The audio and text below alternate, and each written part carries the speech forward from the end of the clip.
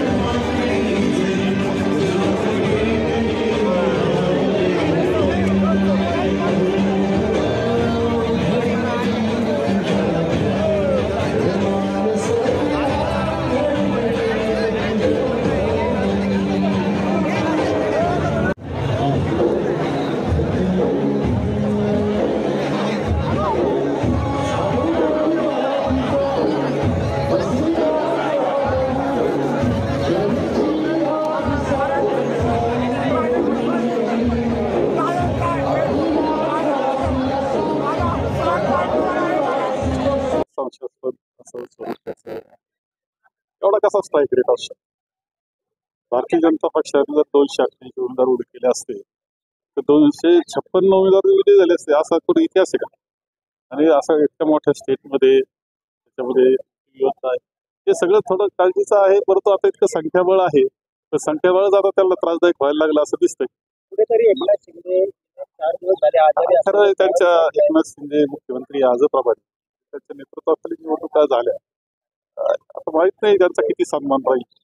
मात्र ते आजारी असं सांगितलं जाते. दुसरीकडे कदाचित आजारी असू शकतात, मी नाकारत नाही. आजाराबद्दल काय कोणी बोलायचं, तर शेवटी असं आहे की एवढ्या मेहनतीचं काही सन्मान आहे तरी त्याचा मला आज तरी माहिती. विरोधक चर्चा करतात की काँग्रेसचं लोकसभेचे यश मिळालं होतं ते विधानसभेत टिकवता आलं नाही, कुठेतरी तो संपत चाललेला पक्ष आहे. नाही नाही, असं असं होतं. 3 महिन्यामध्ये आमचं यश होतं, 3 महिन्यात एकदम गेलं. त्याची कारणं वेगळी, त्यामुळे तसं होणार नाही. काँग्रेस हे आम्ही काम करत राहू.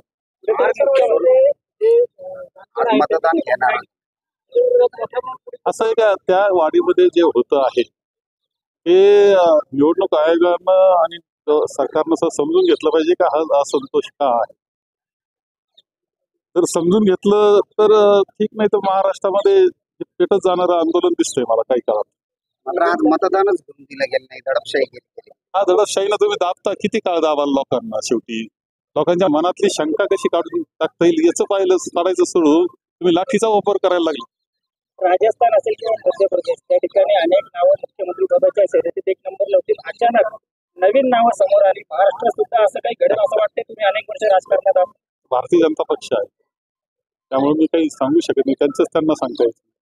निवडणूक आयोगाने बैठकीला बोलवलं आहे, काय होतं, समाधानकारक?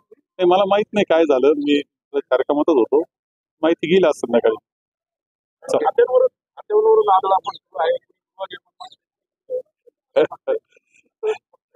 आज याचं गडबड आहेच आहे, खरं सांगतो, गडबड भरपूर आहे.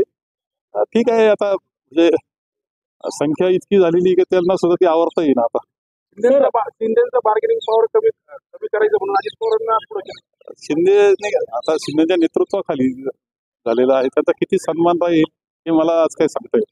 कुठेतरी आपली निवडणूक झाल्यानंतर पराभव झाला, त्यानंतर